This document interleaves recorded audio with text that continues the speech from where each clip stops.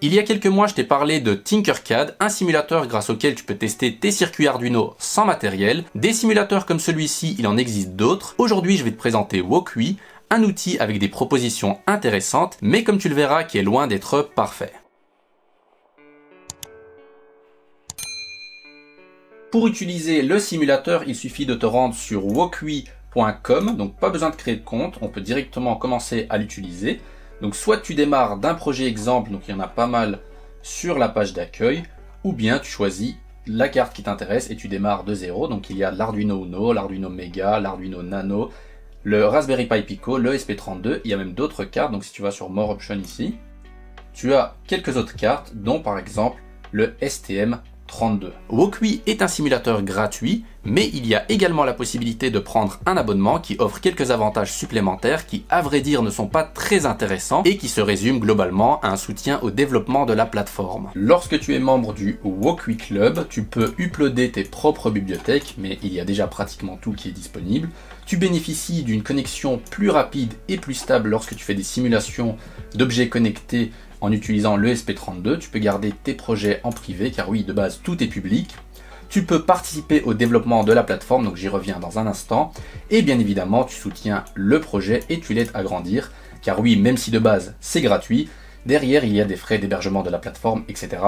Donc cet abonnement, il coûte combien? Il coûte 7 $ par mois, ou bien 67 $ par an si tu prends directement l'offre annuelle. Sur Wokui, la communauté a une place très importante, en plus d'avoir un groupe Facebook et un serveur Discord auquel tout le monde a accès pour discuter et poser des questions. Les utilisateurs qui soutiennent le projet financièrement peuvent également proposer et voter pour les prochaines fonctionnalités qu'ils veulent voir sur la plateforme. Donc voici la liste des futures fonctionnalités triées par nombre de votes. Donc pour pouvoir voter, il faut soit avoir l'abonnement qui offre 14 points de vote par mois, ou directement acheter des points de vote qui coûtent 1 $ chacun. Alors bien évidemment, c'est quelque chose qui va intéresser qu'une partie des utilisateurs, mais je trouve ça vraiment génial. Ceci étant dit, je te propose de passer à une petite simulation pour te montrer comment ça se passe. Je reviens sur la page d'accueil et je vais démarrer un projet en partant de zéro avec l'Arduino Uno. Donc je choisis l'Arduino Uno.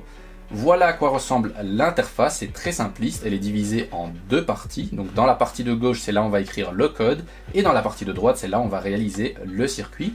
La partie code est composée de 3 onglets, donc le premier onglet, c'est notre programme en .ino comme sur l'IDE Arduino. Le deuxième onglet, c'est un fichier JSON dans lequel on va retrouver des informations par rapport à la partie câblage, telles que la position des différents éléments. Et le dernier onglet, c'est le gestionnaire de bibliothèques, donc c'est à partir de là qu'on va installer nos bibliothèques. Tandis que dans l'autre partie, on a seulement 3 boutons. Un bouton pour lancer et arrêter la simulation, un bouton pour rajouter un nouvel élément, et un dernier bouton ici où on a quelques options supplémentaires. On peut centrer notre câblage, on peut zoomer, dézoomer, mais ça on peut également le faire avec la molette de la souris. On peut activer une grille et on peut passer cette partie-là en plein écran. Ce que je te propose, c'est qu'on prenne un capteur à ultrasons et qu'on affiche la distance mesurée sur un écran LCD iCaressé. On va également mettre une LED de couleur qui s'allumera lorsque la distance sera inférieure à un certain seuil, par exemple 50 cm. On va aller chercher nos composants en appuyant sur le petit bouton plus ici. Donc on a besoin d'une LED, on a besoin d'une résistance pour la LED. Donc on va directement fixer la valeur à 220 ohms. On a besoin de l'afficheur LCD 16x2 iCaressé. On va mettre juste ici. Et on a besoin du capteur à ultrasons qui est juste ici, donc le HCSR04.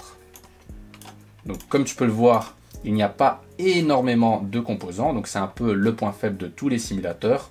La seule différence d'un simulateur à l'autre, c'est qu'on aura des composants qu'on ne va pas trouver ailleurs. Donc dès que je clique sur un élément, j'ai un petit point d'interrogation qui apparaît, donc on a la même chose sur chaque élément. Et dès qu'on va aller dessus, ça va nous ouvrir la documentation du composant. Donc ça c'est la documentation de l'écran LCD. Ici, on a la documentation du capteur à ultrasons. Pour mettre un fil, il suffit d'aller sur une pin du composant, de cliquer dessus, et puis on a directement notre petit fil. Donc on n'a même pas besoin de maintenir le clic de la souris. Si on clique dessus, hop, ça fait un petit angle, et puis on peut le relier où on veut sur la carte. Si on veut changer la couleur du fil, il suffit de cliquer dessus. On a une palette de couleurs et puis ici on peut changer la couleur de notre fil et on peut également le supprimer donc en appuyant juste ici. Donc ça je vais relier à la masse, je vais mettre ça en noir ici, ça je vais relier à la résistance. Donc je vais prendre ma petite résistance ici. Donc pour faire la rotation d'un composant, c'est pas très intuitif. Donc il faut aller dans le fichier JSON, ici au niveau de la résistance, et puis il faut rajouter un attribut, rotate 90 dans mon cas. Donc je relie ça ici, et puis je vais relier ça sur 12. Donc l'écran, on va le placer par ici. Donc ce qui est bien, c'est que dès qu'on a un fil, ça nous montre où on peut le relier. Donc ici, je peux le relier sur la masse uniquement. Donc il y a 3 points qui sont mis en avant, soit la masse ici, soit les deux masses par ici. Moi, je vais relier ça juste ici. Donc VCC, donc la même chose. Donc moi, je vais relier ça sur le 5 volts.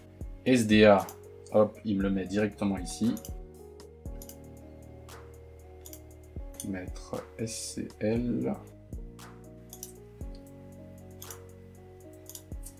On va changer la couleur. Donc on va mettre ça en jaune par exemple. Puis ici, donc ça AVCC au 5 volts. La broche trigger sur 2. La broche écho sur par exemple 3.